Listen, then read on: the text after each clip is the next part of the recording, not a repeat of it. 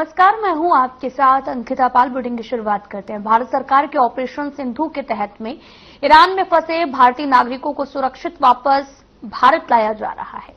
Operation सिंदूर के तहत आपको बताते चलें कि ऑपरेशन सिंधु के तहत में लोगों को कुल संख्या जो है वो काफी पहुंच चुकी है, जहां पर प्रधानमंत्री नरेंद्र मोदी के नेतृत्व में हर संभव मदद भारतीय प्रवासी को दी जा रही है।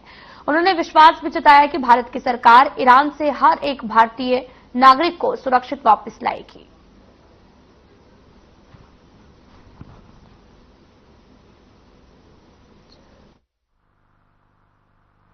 देखिए, जब जब भी देश के लोगों पर कोई भी संकट आया है, कोई भी चुनौती आई है, दुनिया के अंदर कहीं भी प्रवासी भारतीय रहते हैं, तो आदरणीय प्रधानमंत्री श्री नरेंद्र मोदी जी के नेतृत्व में उस समय की देशकाल परिस्थिति के अनुरूप जो भी काम उनके लिए उनकी सहायता कर सकता है, उनको उन देशों से सुरक्षित निकालना हो, इससे पहले भी चलाया गया और इस समय भी चलाया जा रहा है।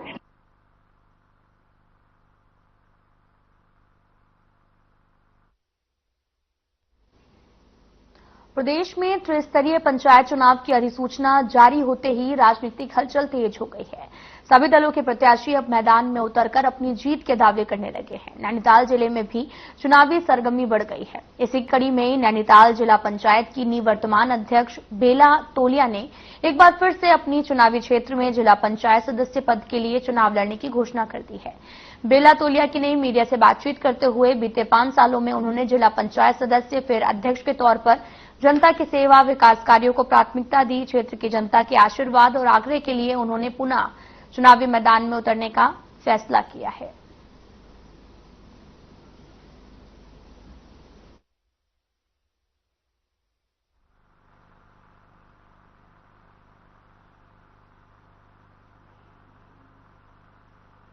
जी देखिए, 2019 में मैंने जिला पंचायत सदस्य का चुनाव लड़ा और सभी का सहयोग मिला, क्षेत्र की जनता का, और अच्छे से हमारे 5 साल कैसे बीते पता भी नहीं चला।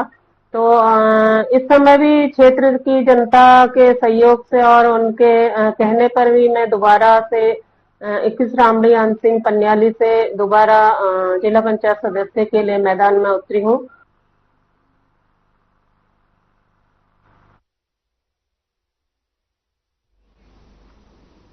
प्री मानसून सीजन में हो रही बारिश के कारण मुनकटिया के पास में शटल सेवा के संचालन में उपयोग में आने वाला मार्ग बाधित हो गया है। इससे केदारनाथ यात्रा पर आवागमन कर रहे श्रद्धालुओं को परेशानियों का सामना करना पड़ रहा है। स्थानीय प्रशासन ने यात्रियों की सुरक्षा के दृष्टिगत सोनप्रयाग और गौरीकुंड क्षेत्र में यात्रियों को होल्ड करवाया है।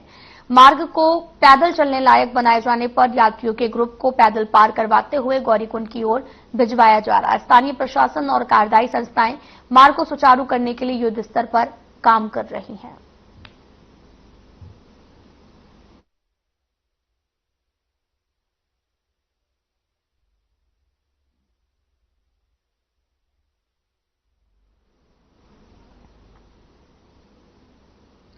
तो वहीं पौड़ी जिले के कोटद्वार थाना क्षेत्र में एक अज्ञात युवक का शव मिला है। सूचना मिलते ही पुलिस मौके पर पहुंची और पुलिस ने शव को कब्जे में लेकर पोस्टमार्टम के लिए अस्पताल भेज दिया है। हालांकि परिजनों ने पहचान भी कर ली है। संदिग्ध अवस्था में मृतक का शव पाया गया है। मृतक के भाई राजेश कुमार ने 17 जून को पुलिस स्टेशन में शिकायत भी दर्ज कराई थी, जिसमें मृतक के भाई ने कहा कि पत्नी से आपसी मनमुटाव के बाद हरिद्वार आकर रहने लगा था।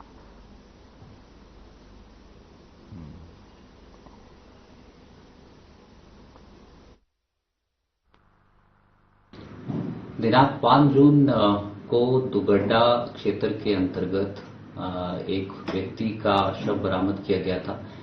शिनाख्त करते हुए इस व्यक्ति की पहचान रविंद्र कुमार निवासी बसंत कुंज नई दिल्ली के रूप में की गई।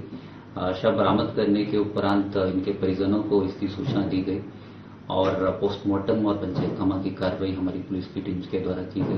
पोस्टमार्टम में ये पाया गया कि उक्त शव पर काफी निशान हैं और कई चोटें भी हैं, जिससे ये प्रतीत हो रहा था कि शायद उक्त व्यक्ति का किसी ने मर्डर किया गया है।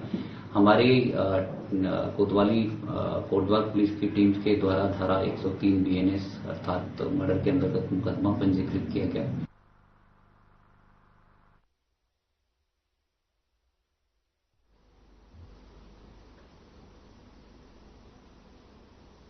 अल्मोड़ा के रानीखेत में प्रसिद्ध श्री ऋषेश्वर रीठा महादेव मंदिर में शिव महापुराण रुद्र महायज्ञ का आयोजन किया गया है।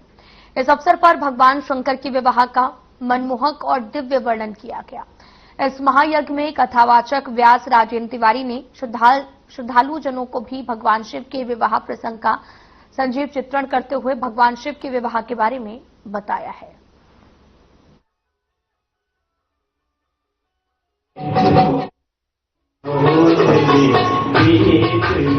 शिव मंदिर प्रांगण में ये 29वां वार्षिकोत्सव मनाया जा रहा है। वार्षिकोत्सव का मतलब यह है 29 साल पहले यहाँ जीर्णोद्धार के उपरांत नई मूर्तियां, देव मूर्तियों का इनकी स्थापना की गई थी और उस स्थापना दिवस को हम वार्षिकोत्सव के रूप में मनाते हैं, जो 7 दिन, 9 दिन या 11 दिन का कार्यक्रम होता है। और जगन्नाथ जी की रथ यात्रा के दिन ये स्थापना का कार्य पूर्ण हुआ था, तो उसी दिन यहाँ भंडारा पूजा होती है। यज्ञ के बाद ये कार्यक्रम का समापन होता है। तो ये कार्यक्रम को आरंभ करने के लिए आज शहर में पूरे शहर में जल कलश यात्रा निकाली गई है। अब यहाँ व्यास जी, श्री जगत गुरु शंकराचार्य जी, वल्लभाचार्य जी ने कृपा करी है। मुख्य मेहमान इसमें हमारे गौरव चौरसिया जी और उनका परिवार है।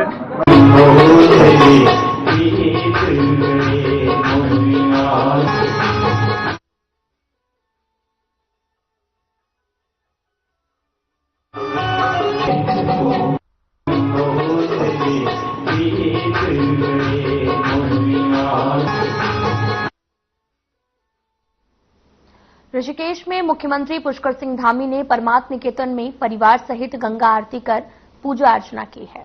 इस अवसर पर उन्होंने मां गंगा से प्रदेश में सुख, शांति और समृद्धि की कामना की। साथ ही मुख्यमंत्री धामी ने उत्तराखंड में लागू की गई योग नीति का जिक्र किया है। उन्होंने कहा कि प्रधानमंत्री नरेंद्र मोदी के मार्गदर्शन में उत्तराखंड में देश की पहली योग नीति को लागू कर दिया गया है। सीएम धामी ने कहा, योग नीति प्रदेश के लिए फायदेमंद साबित होगी, उत्तराखंड को अलग पहचान दिलाई जाएगी। और वहीं उन्होंने कहा कि उत्तराखंड योग की भूमि है, मां गंगा निकलती हैं, मिलों तक बहकर लोगों को आस्था से जोड़े रखती हैं।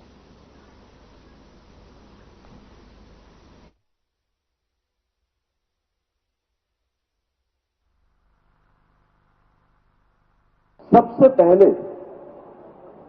हमारे प्रधानमंत्री श्री नरेंद्र मोदी जी की प्रेरणा से उत्तराखंड में योग पॉलिसी हम लेकर आए हैं और आज हमने उसका विधिवत रूप से यहां उत्तराखंड में शुभारंभ कर दिया है।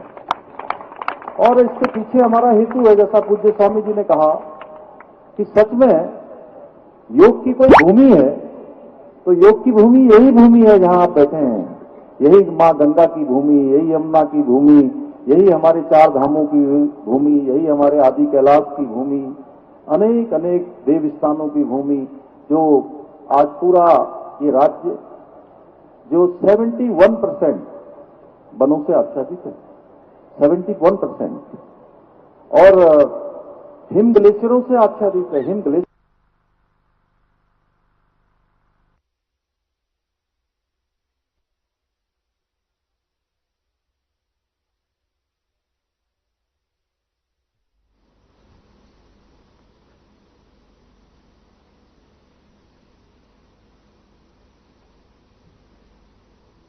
उत्तराखंड में त्रिस्तरीय पंचायत चुनाव के लिए अधिसूचना जारी हो गई है, जिसको लेकर राज्य निर्वाचन आयोग ने शनिवार को एक प्रेस वार्ता को संबोधित किया। राज्य निर्वाचन आयुक्त सुशील कुमार ने कहा कि राज्य सरकार की ओर से आरक्षण की प्रक्रिया पूरी कर ली गई है। प्रदेश में 2 चरणों में पंचायत चुनाव कराए जाएंगे।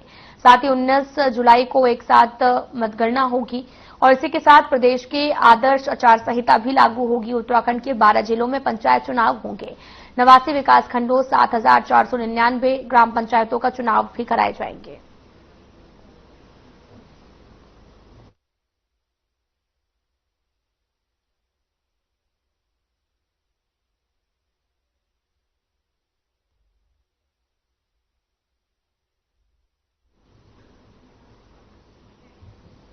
उत्तराखंड में त्रिस्तरीय पंचायत चुनाव के लिए अधिसूचना जारी हो गई है। प्रदेश में 2 चरणों में पंचायत चुनाव भी कराए जाने हैं। दरअसल त्रिस्तरीय पंचायत चुनाव के लिए अधिसूचना को जारी कर दिया गया है। 2 चरणों में चुनाव भी होने हैं और साथ ही 19 जुलाई को एक साथ मतगणना होगी। इसी के साथ में प्रदेश में आदर्श आचार संहिता भी लागू होगी। उत्तराखंड के 12 जिलों में पंचायत चुनाव होने हैं, जिसके लिए 89 विकास खंडों और 7,499 ग्राम पंचायतों में चुनाव कराए जाएंगे। कांग्रेस प्रदेश अध्यक्ष करण माहरा ने कहा, पार्टी पूरी तरीके से तैयार है, पूरे दमखम के साथ चुनाव लड़ेंगे।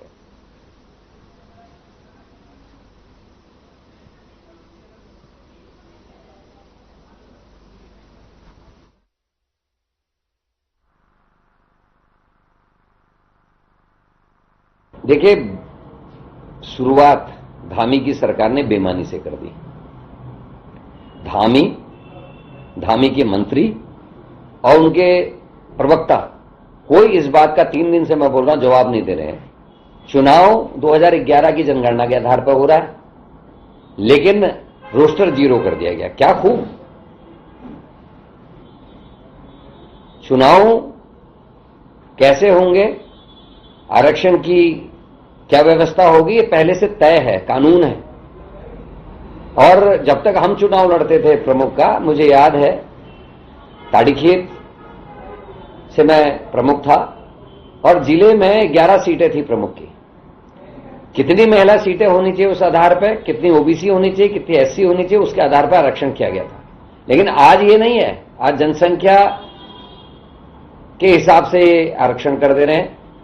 मेरे देखते देखते कई ब्लॉक ऐसे हैं जिसमें पूरी सीटें महिला कर दी, किसी में पूरी आरक्षित कर दी, किसी ब्लॉक में पूरी सामान्य कर दी। तो मजाक बना रखा है और सरकार जानबूझ के कुछ ऐसा कर रही है कि ऑब्जेक्शंस आए, लोग उद्वेलित हों और कोर्ट में ये जो है मामला लटक जाए ताकि चुनाव ना करना ना पड़े।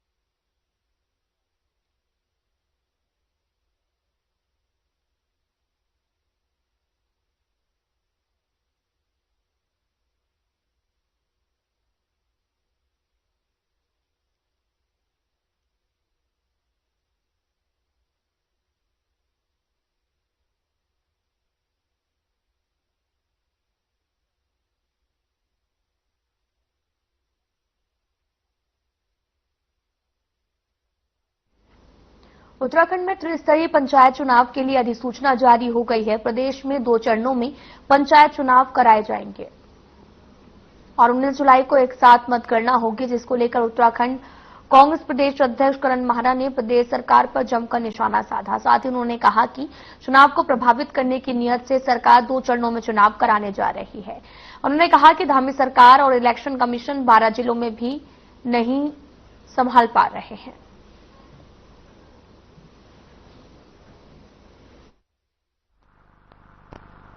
ये पहली बार पूरे देश में देखने को मिला और उत्तराखंड में एक और चीज पहली बार देखने को मिल रही है।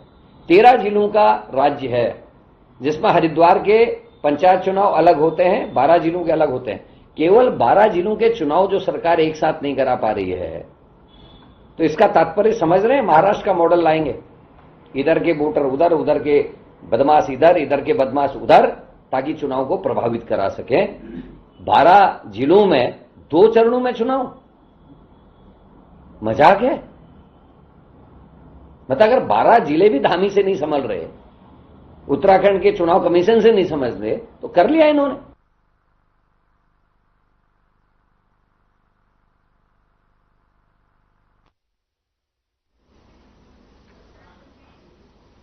उत्तराखंड में त्रिस्तरीय पंचायत चुनाव के लिए अधिसूचना जारी हो गई है। प्रदेश में हरिद्वार जिले को छोड़कर 12 जिलों में होने वाले पंचायत चुनाव के लिए निर्वाचन आयोग ने ऐलान कर दिया है। वहीं बीजेपी प्रदेश महामंत्री आदित्य कोठारी ने कहा कि बीजेपी ने भी पार्टी स्तर पर तैयारियां जो है वो चुनाव की वो कर ली हैं। ग्राम पंचायत, क्षेत्र पंचायत, जिला पंचायत सदस्यों का ये चुनाव है। प्रथम चरण के चुनाव के बाद दूसरे चरण के चुनाव के लिए ब्लॉक प्रमुख, जिला पंचायत अध्यक्ष के लिए बीजेपी रणनीति तय करेगी। पंचायत चुनाव के लिए पहले ही प्रदेश स्तर पर कमेटी का गठन किया जा चुका है। विधानसभाओं के लिए पार्टी के वरिष्ठ पदाधिकारियों को जिम्मेदारी दी गई है।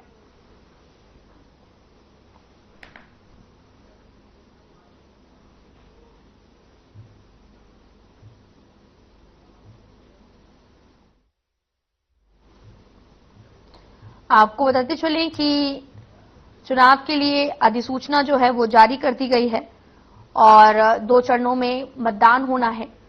इसको लेकर चुनाव के लिए अधिसूचना जारी हो गई है। दरअसल उत्तराखंड में देहरादून में पंचायत चुनाव होने हैं, जिसको लेकर सभी पार्टियों ने अपनी अपनी तैयारियां कर ली हैं। 2 चरणों में मतदान होगा और मतदान के बाद में जल्द ही रिजल्ट जो है वो घोषित किए जाएंगे। इसकी अधिसूचना भी चुनाव आयोग की तरफ से जारी कर दी गई है।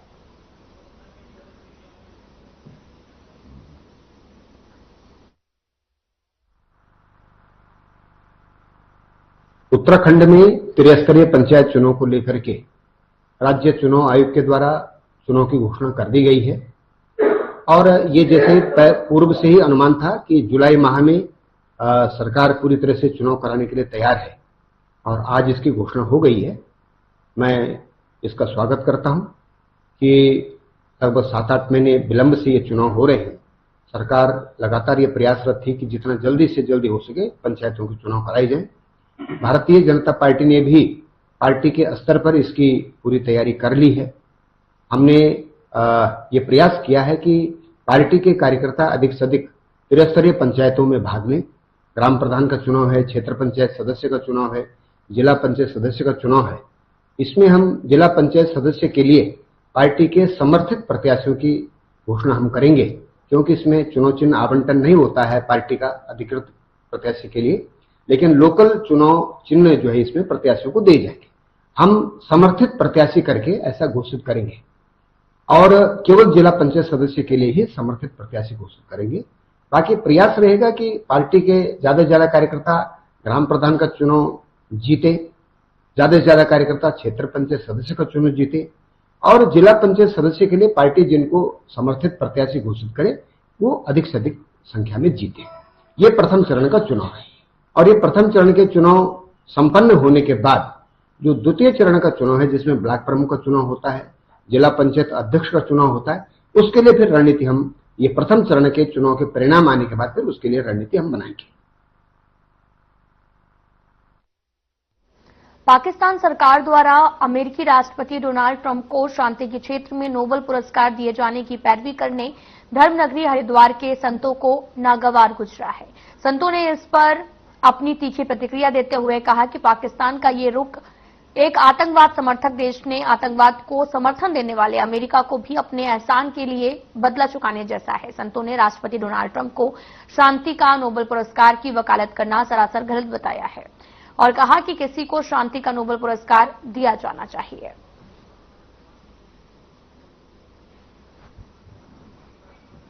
आपको बताते चले कि संतों ने प्रतिक्रिया दी है। दरअसल डोनाल्ड ट्रंप को नोबेल पुरस्कार जो है वो दिया जा रहा, जिसको लेकर हरिद्वार के संतों ने इसका विरोध भी जताया है। उन्होंने अपनी तीखी प्रतिक्रिया दी है। संतों ने कहा कि लगातार इस तरह का डोनाल्ड ट्रंप को नोबेल पुरस्कार देना सरासर गलत है और संतों ने इस पर अपनी प्रतिक्रिया भी जाहिर की है। दरअसल पाकिस्तान के द्वारा डोनाल्ड ट्रंप को नोबेल पुरस्कार दिए जाने की बात कही जा रही है, जिसको लेकर संतों ने भी अपनी अपनी प्रतिक्रियाएं व्यक्त की हैं। पाकिस्तान ने डोनाल्ड ट्रंप आतंकवादियों के पनाहगार हैं। पाकिस्तान जैसा आतंकवादी देश का संरक्षण कर रहे हैं। जो हाजी मुनीर है, जो उनका आतंकवादियों का पनाहगार है, जो मसूद अजहर का संरक्षक है, ऐसे व्यक्ति को अपने टेबल पर डिनर कराने वाले व्यक्ति को नोबेल पुरस्कार के लिए प्रेषित करना, यह तो पाकिस्तान का असली चेहरा है और अभी तो देना ही चाहिए। पाकिस्तान इतना डरा हुआ है उनसे कि भारत से बचा लिया ट्रंप ने। अभी उसी के बदले वो एरोस्पेस ईरान के खिलाफ अमेरिका को दिया हुआ है। पूरी जहाजें आज पाकिस्तान के एरोस्पेस के ऊपर है। तो पहले देर कर दिए, पहले इनको ओसामा बिन लादेन के लिए नोबेल पुरस्कार मांगना चाहिए, अब वो ट्रंप के लिए मांग रहे हैं।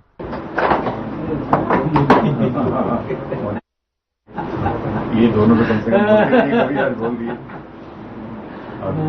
आई भी और भेज देंगे हम लोगों का। मैं मोदी के मिलने के लिए शांति नोबेल पुरस्कार संयुक्त राष्ट्र संघ को कल पत्र भी भेज दूंगा। मैं भेज दूंगा, अभी कल भेज दूंगा, आज ट्वीट कर दूंगा, कल भेज दूंगा।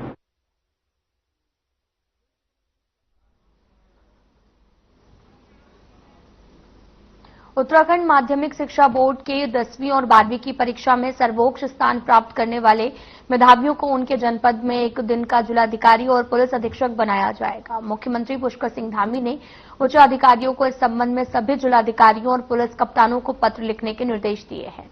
वहीं इस विषय पर बात करते हुए शिक्षा महानिदेशक अभिषेक रुहेला ने कहा कि मुख्यमंत्री के निर्देशों के अनुसार जिले के टॉपर्स बच्चों को एक दिन के लिए जिलाधिकारी और पुलिस अधीक्षक बनाया जाएगा। साथ ही सरकार की ये एक अच्छी पहल है जिससे विद्यार्थियों का मनोबल भी बढ़ेगा।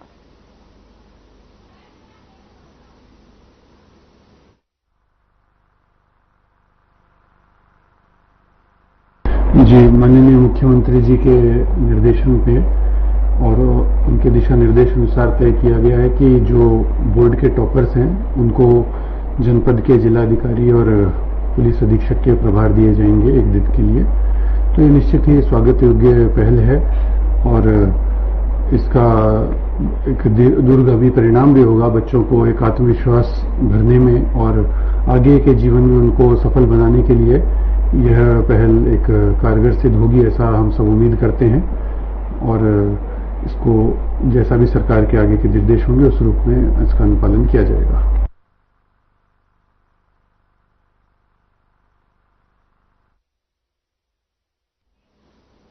फिलहाल बुलेटिन में इतना ही। नमस्कार।